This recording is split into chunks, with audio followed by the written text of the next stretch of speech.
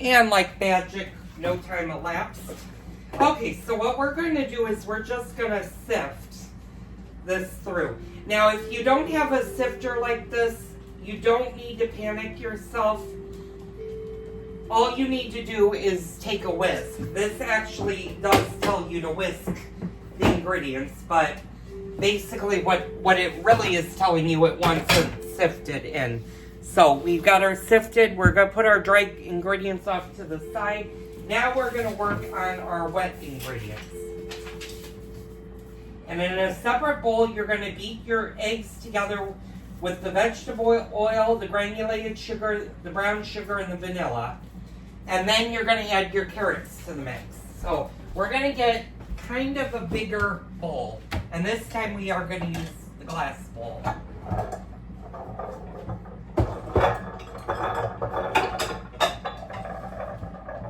And actually, I just realized I'm going to use the large bowl.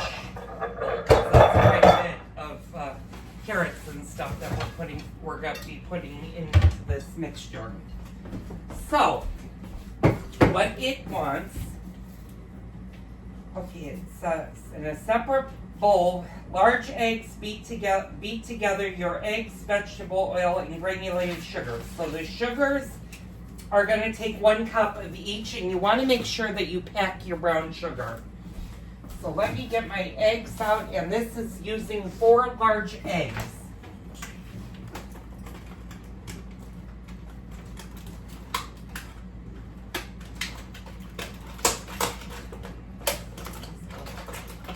Sort of slide in here, and hopefully I can get 4 eggs out of this.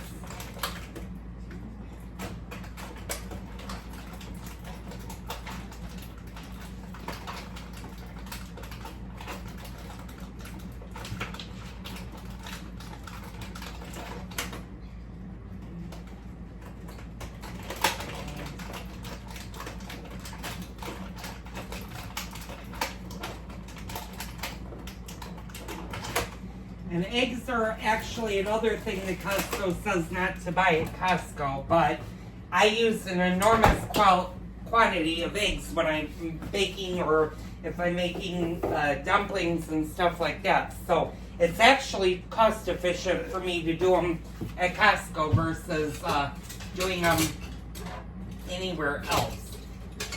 Now I'm going to take a whisk. I'm going to take this whisk, and I think this will be okay. And what we're going to do is we're just going to add our eggs into the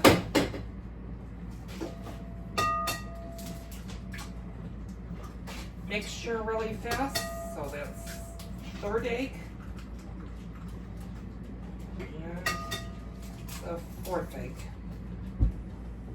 And of course I got a little bit of egg on the countertop. So let me step off camera for 1 second. And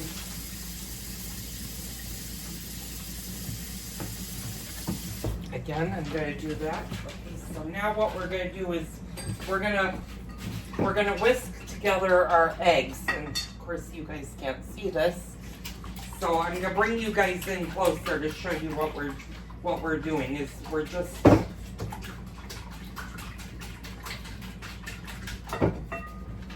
I'm going to show you what's going on. That's our egg mixture. So now we can go ahead and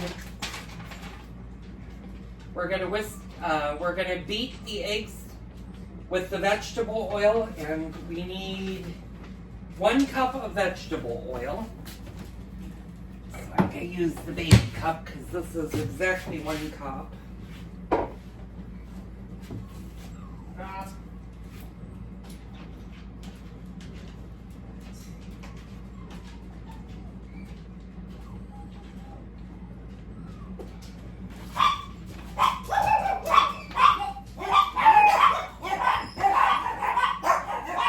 Pouring our vegetable oil right in.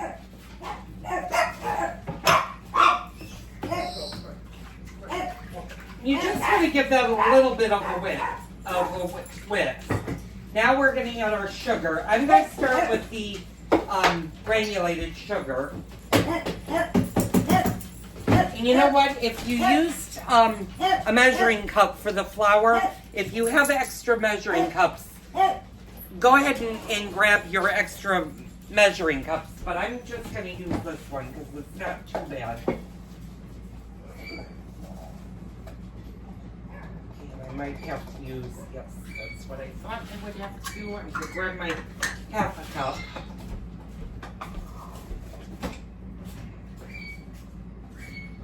Put that in. Let's see how well we measured this out. Oh, well, we did pretty good with that. Okay, so that goes into there.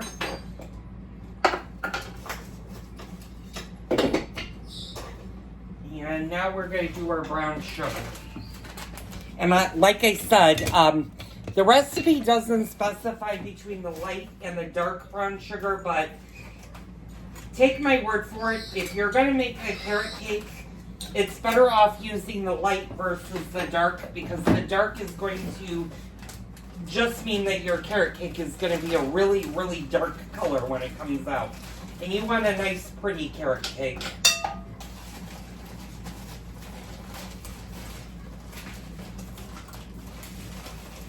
And again, you want to make sure you pack your brown sugar kind of tightly in here. Mima, you didn't go out? Oh, good. Yeah, she should go get some fresh air. Yeah, some of my older dogs, especially Shadow, is having a hard time walking. And I think she doesn't realize that her fur is gone. So, let's double check this recipe. It says beat together eggs, vegetable, granite sugar, brown sugar, and vanilla. Now we need to put our vanilla in. That over to the side. And it says it wants 2 teaspoons of vanilla extract.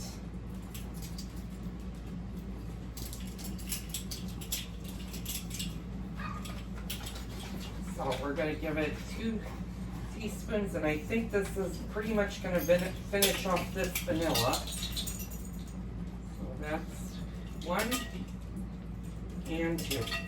Well, not quite. I jumped the gun there thinking this would be finished, but there's just a little bit in there. And I'm going to put that away because we're done with that now. So, let me put the sugar away so I don't break the canister.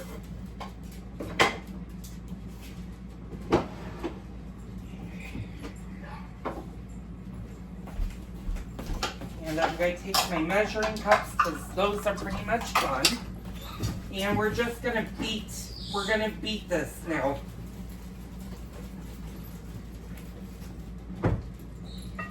And now, instead of using a whisk, I suggest using a wooden spoon. And oh, there's mine. And we're just gonna beat this until it's almost a creamy consistency.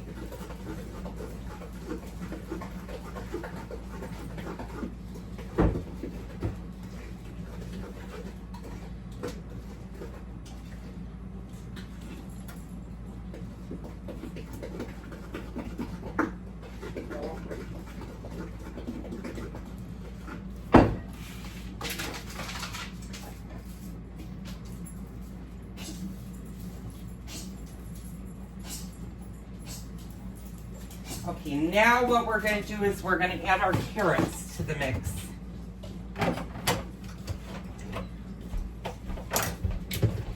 And again, it's very important with your carrots. Make sure that you don't have like big chunks of carrots in this.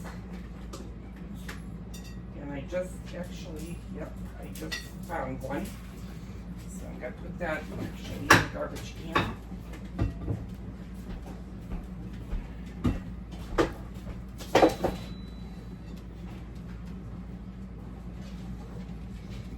Mix all of these carrots in here.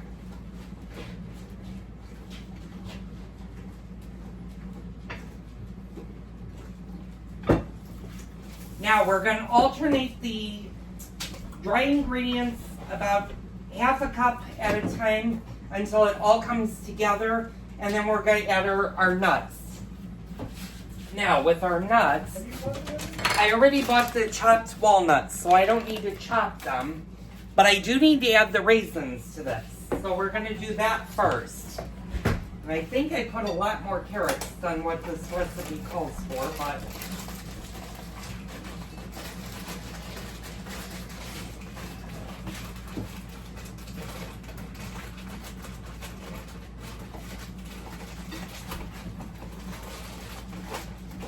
sometimes the raisins don't like to open.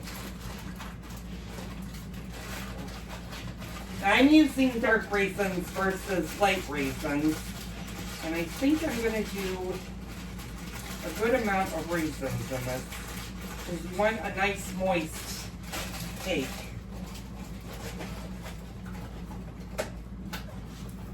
And we're just going to give that a little bit of a mix.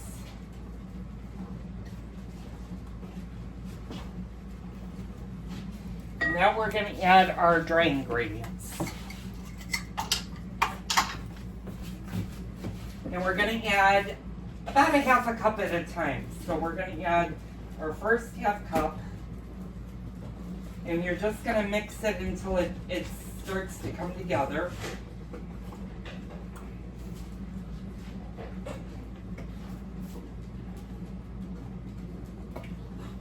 And we're going to go ahead and add another half. And we're also at this point, we're going to start adding our walnuts. Ice, are you coming in or not? Ice? Go for it.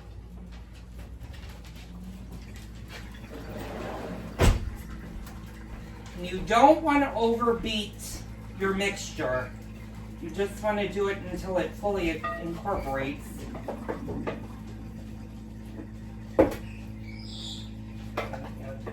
A little bit more flour to this.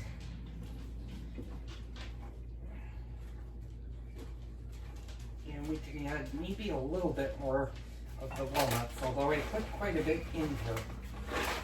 I'm putting about a cup and a half of walnuts in here. Although the recipe, I think, specified for a half a cup of walnuts, but I like walnuts, and so does my husband. And we're just gonna take the bowl back there. Of course, my sink is backlogged, but I'm gonna show you guys what it should look like, and it should start coming together. And what I'm gonna do is I'm just gonna take some of the oil out of there, and I'm gonna respray this. And like I said, I made a big boo-boo. I forgot to lightly flour this pan. So what we're gonna do is I'm gonna put you on the table over here, and I'm just gonna grab my flour down again. Now, when you lightly flour, don't overfill your bundt pan with flour. So don't put too much flour in. You just want to lightly flour it. So that's where this little scoop, and a little bit of flour goes a very long way, so you don't really need to put a lot. Maybe a teaspoon and a half, and then you just want to, over your garbage can, you just want to take your flour, and you just want to shake it all over to allow it to incorporate in all of its crevices. Like I said, this sometimes can be tedious work. I'm going to put a little bit more because this has like little nooks and crannies all over it. And then what we're going to do is we're just going to lightly flour our pan. And Ice, you need to get your nose out of there, honey. And you want to make sure with the excess flour that you shake it out, because you do not want a lot of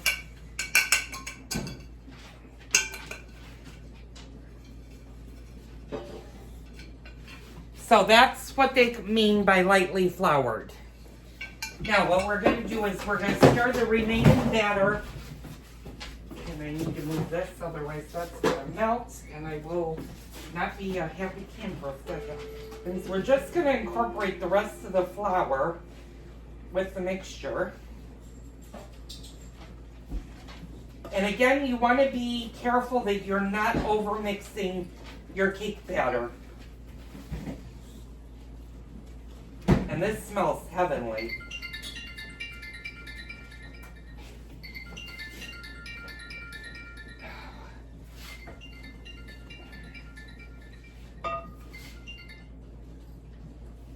Deal with that later. Now, what we're going to do is we're going to pour our batter into the bundt pan, and we're going to bake it for about 45 to 50 minutes. And you want to insert a toothpick into it. Once the toothpick comes out clean, your cake is done. So what we're going to do is we're going to lightly, hopefully we can get all of this in.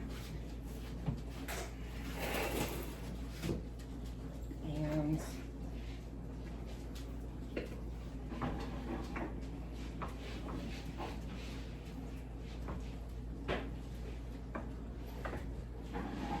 this is going to come up to the top of this bundt pan. So if you have extra, you can always make a cupcake out of it. I'm going to try to get it all in here without it going all over the place.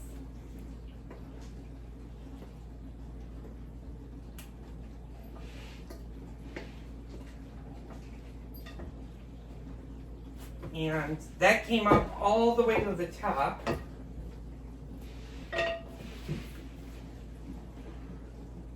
Oh, and that's going to be a delicious carrot cake.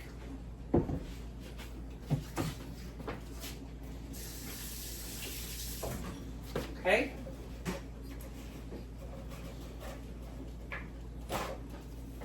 Now that that's all done, I'm just going to clean up my area again. Now we're going to put it in the oven, and we're going to bake it for about 45 to 50 minutes.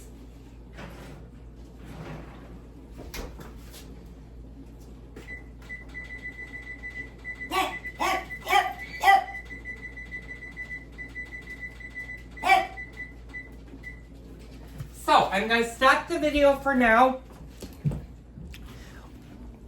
When it comes out of the oven, we're going to cool it on a rack. I'll show you what to do. We're not going to frost it right away because it does need to cool down. If you put the frosting on a hot cake, what ends up happening is you will ruin your frosting.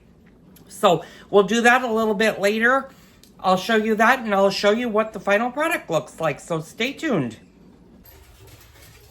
Okay, and I'm back. It's actually been 47 minutes since I put the bundt cake into the oven, and it needed to go maybe a couple more minutes, but the toothpick did come out clean. I'm just giving it a little bit extra time to firm up because it's a very big bundt.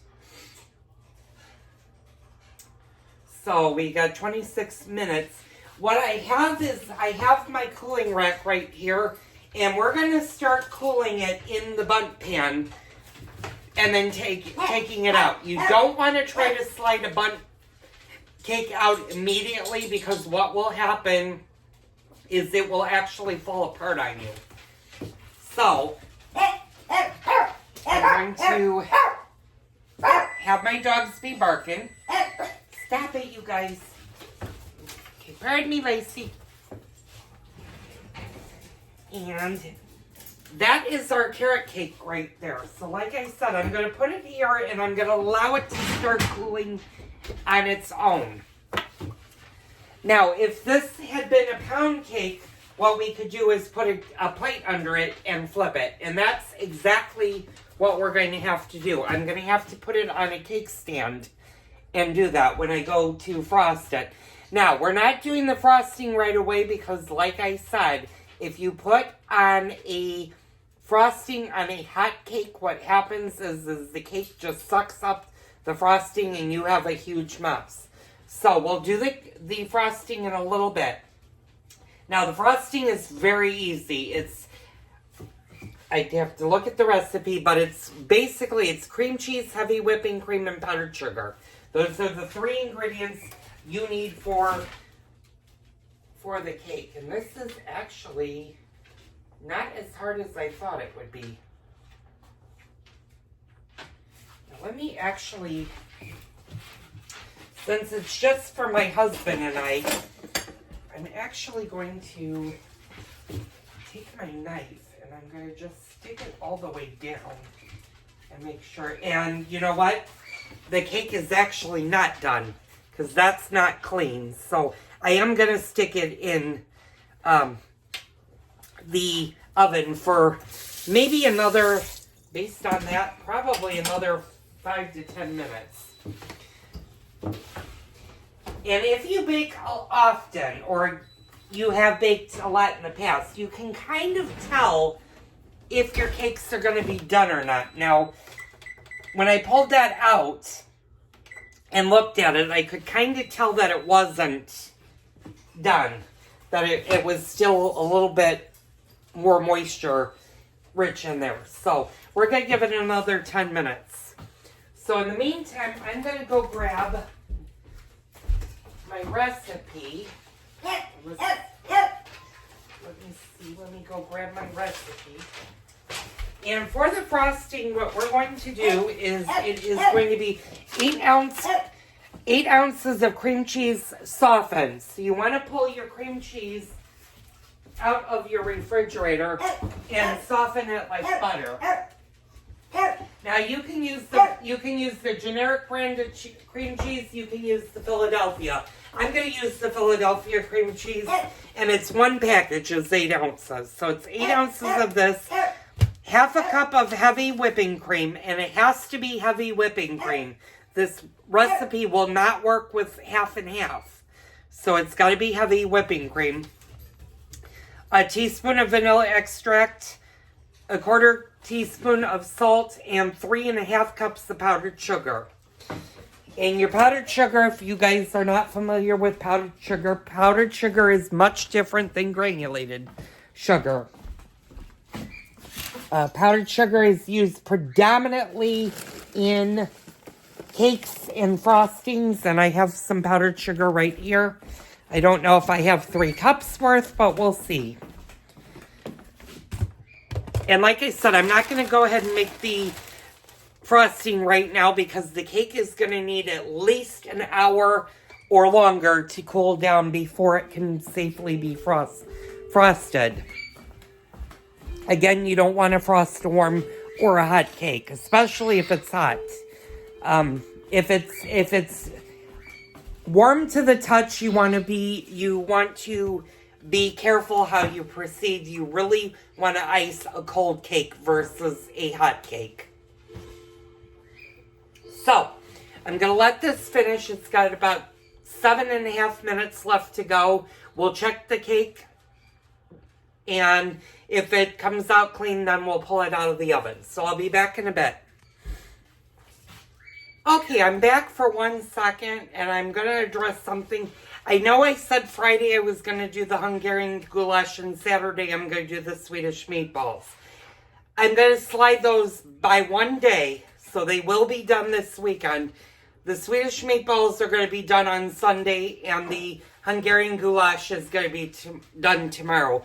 My feet right now, I cannot stand for the prolonged time that I would have to make the Hungarian goulash, and my back is really bothering me today. So I'm going to put those off for a day, so you'll see the Hungarian goulash on Sunday.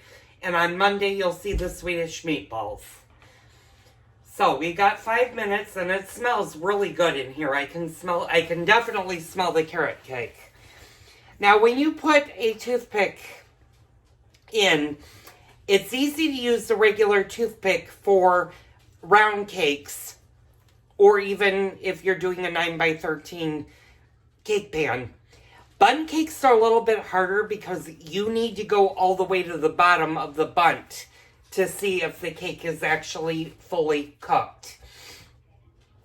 So what we're going to do is we're going to use the knife to check.